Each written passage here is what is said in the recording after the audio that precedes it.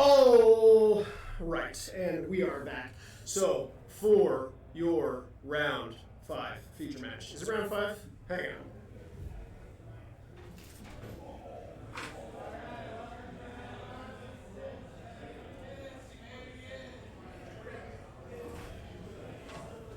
Yes, round 5. Round 5! Round 5 feature match at the top of your screen. You have Kellen back with Rakdos Scam. Popular deck today. And at the bottom of your screen is Dave playing Jund Jund. Saga. Yeah. He's on the... It's just Jund. It's not Jund Saga. It does have Versus Saga in it, but it's Jund. Does it have Fable of the Mirror Breaker? That's like the Jund Saga is like that both of those. No, I don't. Okay, so it's just Jund. Yeah, it's Tarmogoyfs, it's Thoughtseizes, it's Dark Confidants. Somewhere Reduke, extremely happy. Doesn't know why. He's like some. If you're playing Jund in Modern, you're praying at a church of Reduke. He gets powerful. He grows in power, and like it's like the gods that like require belief to really like power. Yeah, them up. devotion. It's your devotion to read. Devotion to What's your devotion to read? I love these dice. I think these are Kellen's. Yeah, these are Kellen's. Yeah, they're rad dice. Yeah, super sick. Like big stone dice.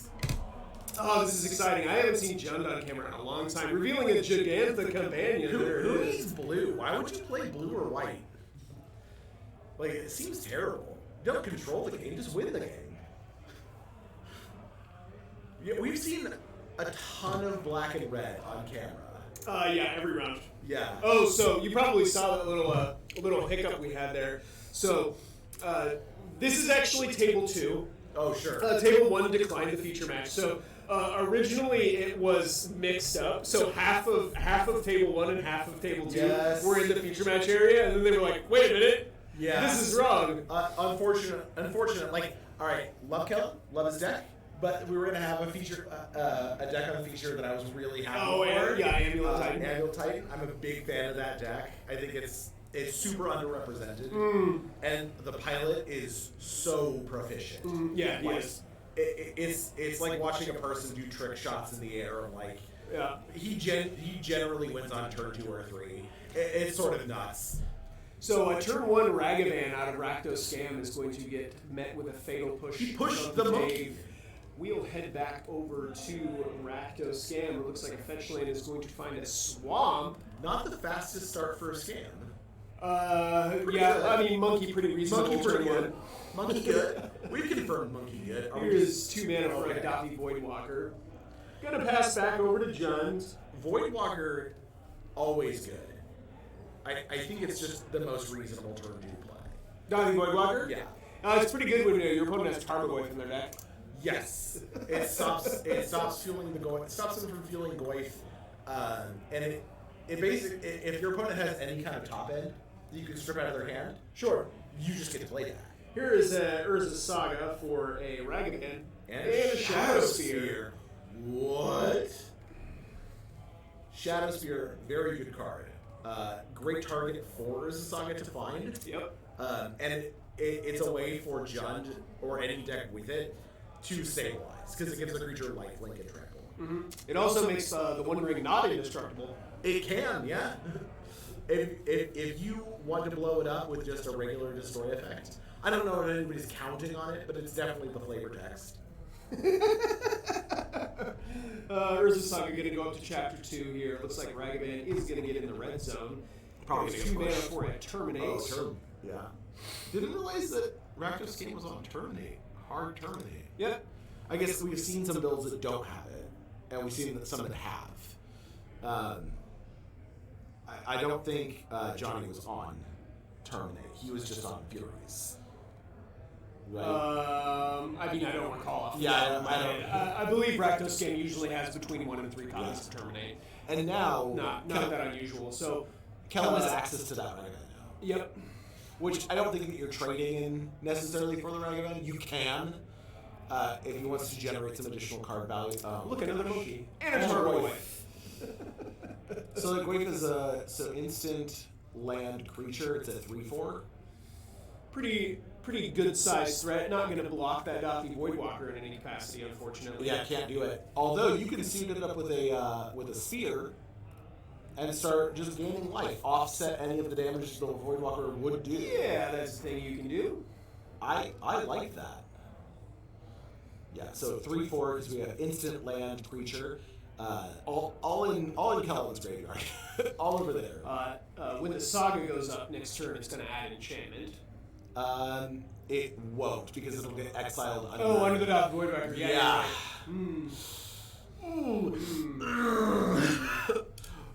Rough stuff there. Yeah, sort of like one of the reasons that my God, we're a Fury evoking Fury. Just straight murking the Goyf. And it's going to get exiled. It's going to get exiled. Yep, the Tarmogoyf is going to go exiled with a Void counter on it. Looks like we don't have an Undying Malice effect for the Fury to come back and take care of another permanent. Yeah. That's okay. Yeah, it's still good. I believe Rakdos game was holding a copy of Fable of the Mirror Breaker and another copy of Terminate. The phone has slowly gotten pushed off the edge. I'm going to go take care of that real quick. So this Fable of the Mirror Breaker is going to come down. And a Goblin Shaman token is going to join the battlefields. And we will head back over to Dave. Dave is going to draw a card. Urzasaga is going to go up to Chapter 3. Going to get exiled under that walker. Oof. So what are we doing? Floating mana here to equip the Urzasaga trigger is on the stack. Okay. So we're choosing whether or not to make a token or to float mana. Okay, we're making a token is going to get added to the battlefield here, and then Urzasaga will resolve. I love how the sagas happen. That it's main phase rather than upkeep. Yeah. So you get to make some interesting choices where you're drawing cards. You can just see the card you're drawing for the turn. Yep. And you can float mana off that card in particular, and continue to use it in your main phase. Yep. Oh, this Stealthy Voidwalker looks real good against this Tarmogoyf deck. Yeah. But not only did it kill the Goyf even got bit. Oh. Well, then we got the Spell Bomb. Mm-hmm. That's going to be able to deal with the Voidwalker. Yeah, the Jund deck has some interesting ones that it can go get off of the Urzasaga. Like a lot of times you see what is that called? A Springleaf Drum or Pitching Needle or stuff like that. Pyrite Spellbomb is one that you see in Legacy with Urzasaga pretty frequently, but not so much in Modern. So I have it in my food deck. Yeah, in my side. Is it? Yeah. And it's specifically for the Voidwalker. Because I just want to be able to deal with Walker cleanly, and it is a way to deal with it super clean. Yeah, you can get it off of the Saga. Yeah. Nice. So the Pirate Spellbomb is going to take care of the Dothy Voidwalker here, and let's see. Looks like Ragavan is going to tempt the Goblin Shaman, so they are both going to trade. I wonder if Dave has another Goyf in hand. Pass back over to Kellen. Kellen's going to untap and draw a card. Saga's going to go up to Chapter 2. We can pitch and draw now. Looks like he's going to discard a Feign Death and draw one card. These cards are so dark. I feel like I have trouble seeing what they are. Like the Feign Death effects. Yeah, it's just right. There's so many different ones too, and every player plays different combinations of them. Does anybody play the MDFC one still, or no? Malakir Rebirth. Yeah. I think one copy is pretty common. Interesting. Because it's Undying Malice, Feign Death, and Malakir Rebirth. Okay. And Malakir Rebirth being a tap land sort of sucks on the back. So I think the reason that Feign Death preferred is that it doesn't care. I have to read it again. I read something about. So we're equipping the Shadow Spirit of the token here. Feign Death being. And it's just going to terminate. Feign Death. So, yep. The Construct token will get suited up with the Shadow Spirit into the red zone, and that's going to get destroyed with a Terminate. We're looking at cards here, folks. Yeah, I was trying to remember what the argument for preferring Feign Death over the other ones was. Because there's... Okay, so... Pascal Maynard was sort of like one of the pioneers of this format, or this deck. So Feign Death, until end of turn, target creature gains, so the creature gains the ability. Yes. When it dies, return it tapped with a +1/+1 counter, and then Malakir Rebirth is like the best, or not the best. What's the Undying Malice? Well, it's the same, but Malakir Rebirth makes you lose 2 life. Oh, is it? Okay. Yeah. So Undying Malice and Feign Death are effectively the same card. Undying Malice gives the creature the actual text of Undying, right? No. Both of them are just... So, It doesn't care Urza's if Saga they're- is going to transform, but a Fatal Push is going to take care of that. Nice. Or a Fable of the Mirror Breaker. Wait, did it have Revolt? Did it have Revolt? I do not recall. That has a CMC of 3. It does. On the backside? Yeah, well, on any side. It's always, even on the backside, it's still a CMC with the front face. He probably had Feign, or had... I don't know, did he? Well, we're not judges. And I was not. What is that card he was I reading? don't know. Looks like a spicy one. So, Wooded Foothill's going to get cracked here. Don't think we're tracking life totals. They're on the left-hand side. And good move. Here is 3 mana. That'll buy Gigantha. And there's Bowmaster. Flashing in an Orcish Bowmasters on the instep here. That's going to come into play with an Orc army and deal 1 damage to Davey. Like, I love Gigantha. It's just a 5/5 you can buy. Yeah. Like, at any point in the game, if you just had extra mana, stall out, get your Gigantha. Favorite companion? Yeah. Card's very good. Cool. Oh, I love Obosh, but I'm an odd man myself. Bowmasters and Army are going to enter the red zone here. That's going to knock Davey down to 7. Draw a card. Here, 5 mana. Oh, it's Gigantha. It's just Gigantha. Yeah, it's just a 5/5. So it's a big wall. Good luck getting through that. Yeah, it I doesn't matter. believe Kellen has already burned through 2 copies of Terminate. So Fatal Push not going to be able to deal with Gigantha in any capacity. Fury not going to be able to deal with Gigantha in any capacity. So we'll need some combination of like burn spell, whether that be Unholy Heat or Lightning Bolt. Oh, he's daring him. Plus, He's attacking him with the 1/1. yeah. So just signaling a Fury in Yeah. that, I would imagine. Yeah, we don't block. Because next turn you get to untap, equip, Shadow Spear, gain 6. Yeah, taking 1 damage, even though your life low on life is not worth losing your Gigantha at this point in the game. I think this is how you win. Yes. Because your opponent is going to have a really hard time killing the Gigantha. Yeah. Because you can only Fury on your own turn. He's already burned through. Oh, Fury doesn't have flash. It doesn't have flash. Good pieces of magic advice here. All Dave needs. Oh, and he's last season. Ooh. Yeah, he does not have any fear with his life. And he takes the Fury. The Fury's there going it to is. go away. He's got a Blood Moon. He doesn't care. Yeah, unfortunately not going to do anything here. Yeah. We have Forest and Mountain. So now Sorry, we're just Forest and equipped. Swamp in play. Gigantha's going to pick up this Shadow Spear, and then the 6/6 Gigantha's going to enter the red zone. And Dave's going to go to 10. Davey's going to gain 6 and go up to 10.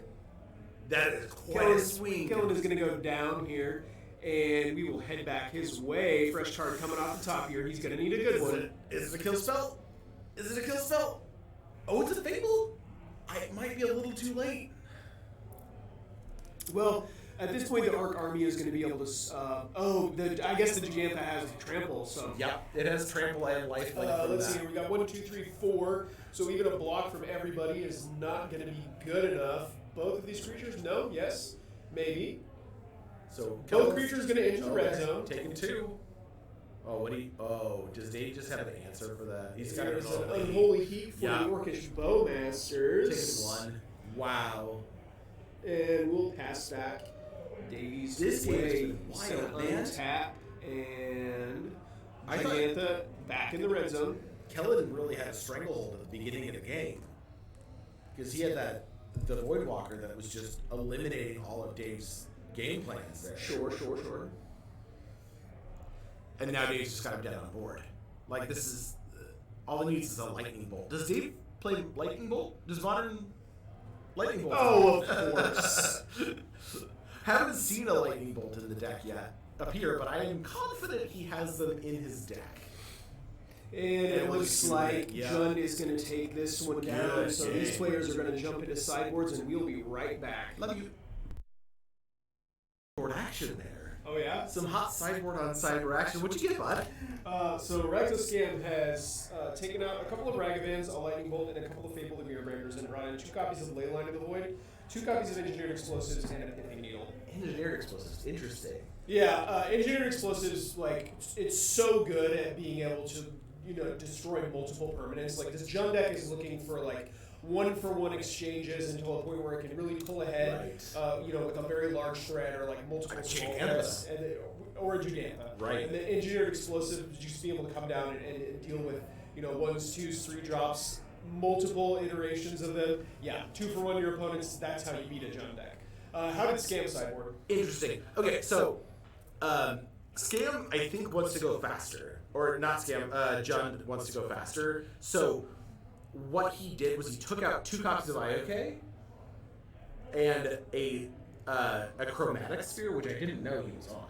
And then he brought in Terminate, 1 copy of Terminate, 2 copies of Soulblind Lantern. Great targets for the Urza Saga. Yeah, being able to break up your opponent's Undying Malice types of effects. Yep. So a lot of times a couple of the discard spells do get trimmed out here because games 2 and 3 tend to go a lot longer. Oh, and yeah. when you go later in the game, those discard spells go they go down quite a bit. Yeah, you're gonna have answers to all of the early game garbage that Rakdos is gonna try. I say garbage, but you know what I mean, like the tricky stuff, the scams, Yeah. the actual scam portion of the scam deck. Oh man, so this we're just what's nice for Dave now is he's already got 1 game under the belt. Yep. So now he just needs to grind out his time. Yep. And he's going to be down this game, not on the play, but he knows that even if he doesn't win this game, he gets to be on the play for the 3rd game. Yep. And that's so another thing about these mid-range decks is they don't really care whether they're on the play or the draw. Sure, if you get to go first, that's great. Going first is awesome, especially when you have Ragavan in your deck. But also going second is fine. It's Kellen's Voidwalkers are going to do way less on the play too, because they're effectively going to come down on turn 3 when Dave's already deployed some stuff or stuff has already gone to the graveyard. Sure. But it looked like Kellen has a Leyline of the Void there. Oh, I believe both players are going to take a mulligan here. Oh, okay. Yeah, he showed it to his partner and was like, "Meh," and they were like, "No." Oh, right. Keep a hand based on the fact that you have a pregame action that is okay at best. It reminds me of back in Hogak Summer. Yeah. When people were mainboarding 3 copies of we're like, I'll just keep because Hogak, and then your opponent is like, turn 1, Delver of Secrets go. You're like, okay, well my Leyline didn't do anything. Turn 1, Bolt Face. Yeah. And you're like, okay, interesting. Sorry about those main deck Leylines though. Yeah. Well. You take him out post board there. Let's give it up game. Well, oh my gosh, sorry. That was sort of the nature of Modern at that time. Was you would effectively give up game 1 to a non-Hogak list because the Hogak list was so prevalent that it didn't make sense to not pre-board for it. So your main deck didn't really include that Leyline, but you had to pre-board for it because otherwise you were just going to lose in the first 10 minutes of the game. Oh my gosh. Dark Times. Looks like Kellen is going to keep a 6-card hand here. Davey's still thinking about it a little bit. Yep. 6-card hand is okay. Thoughtseize is going to go to the bottom here, and we will get started with a Blackleaf Cliffs and a Thoughtseize. Okay. Is that a Blackleaf? I thought that was a Blood Crypt. That's a Blackleaf Cliffs. Okay. It's one of the Blackleaf Cliffs. The Phyrexia, all the Dominaria, United, whatever that set was called. There was a muddy period of time where all the sets bled together. Everything after 2022. So the Thoughtseize is going to reveal a couple of lands, a Orcish Bowmasters, a Tarmogoyf, a Ragavan, and a Fatal Push. Can you ask for a better hand than that? This is a great 6 everything. We take the Ragavan, but like you still have Goyf and Bowmasters as threats and removal in the push. Like this is a bonkers opener for Jund. Yeah, again the Thoughtseize is just helping you out here because now your Tarmogoyf gets to start as a 3/4 after oh my god, you're right. Crack your fetch land. Because it's Thoughtseize, Ragavan and fetch land. Wow, thanks, Kellen. Really helping him out there. You know, Davey has been playing Jund midrange for like 10, 15 years, something like that. Sure. Basically since the inception of Modern.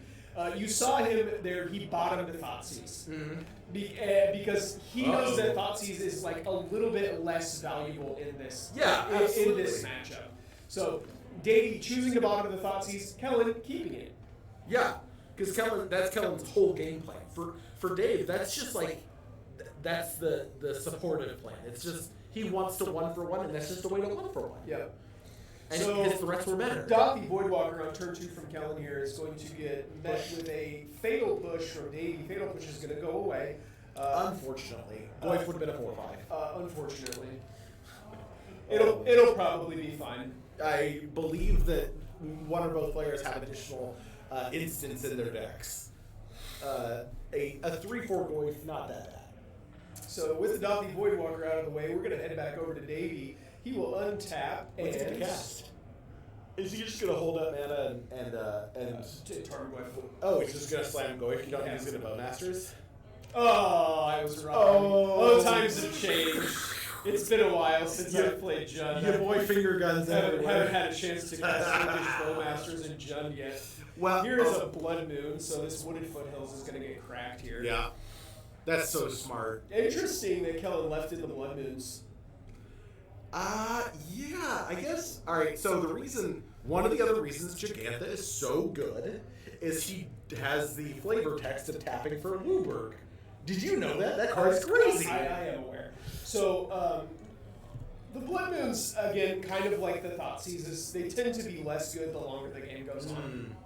So getting up Blood Moon early and then being able to ride it out for a couple of turns while you build up your board, is very, very good against some of the decks that have a pretty linear game plan, but a mid-range deck with a flexible game plan here, not nearly as valuable here. You see him flashing in those Orcish Bowmasters now with his Blood Moon still on the stack. Yeah. Blood Moon finally has a chance to resolve it now.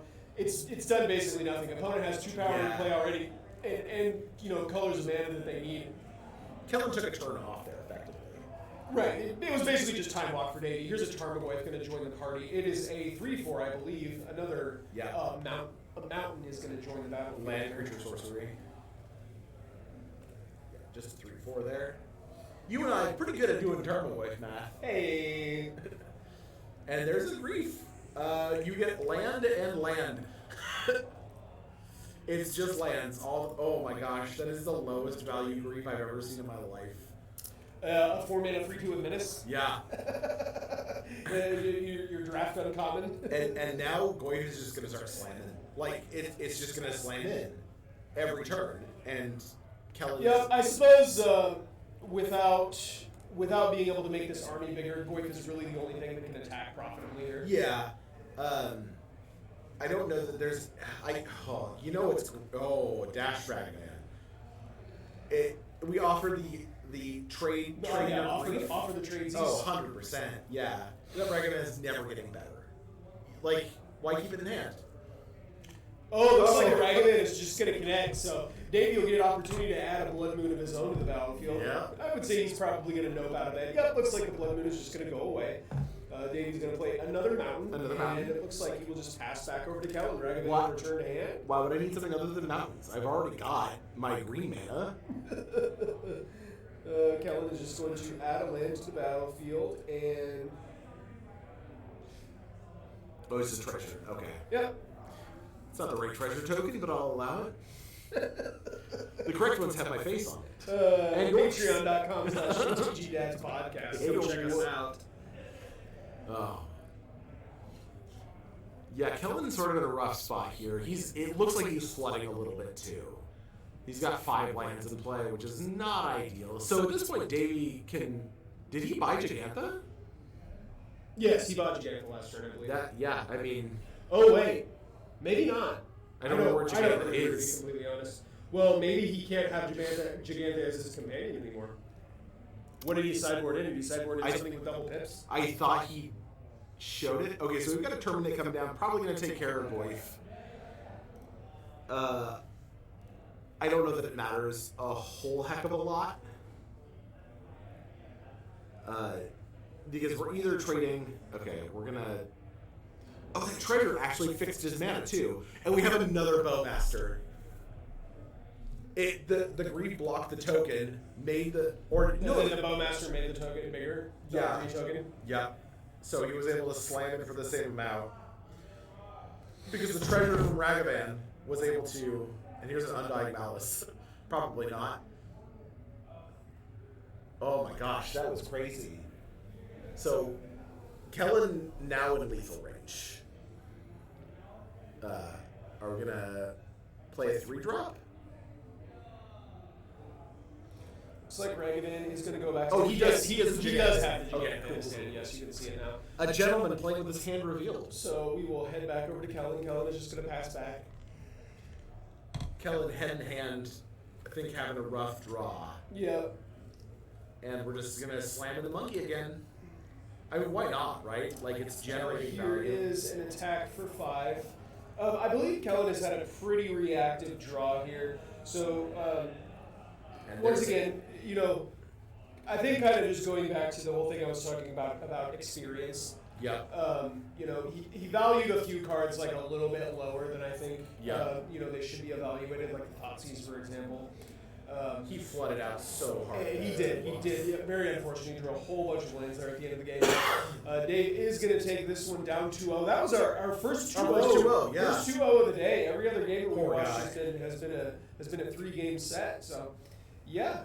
Yeah, Giganta continuing to come in. I do love to see a Jund deck in the feature match. Yeah, Dave played it expertly too. Yeah. I enjoyed watching Dave it. has been playing Jund for a lot of years. It was genuinely spectacular. And again, Reed Duke somewhere getting more powerful by the second.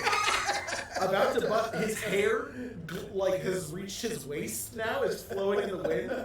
Oh, He right. has bottled himself. We've got just one round of Swiss left here. Round 6 coming at ya right after this. BRB, love you.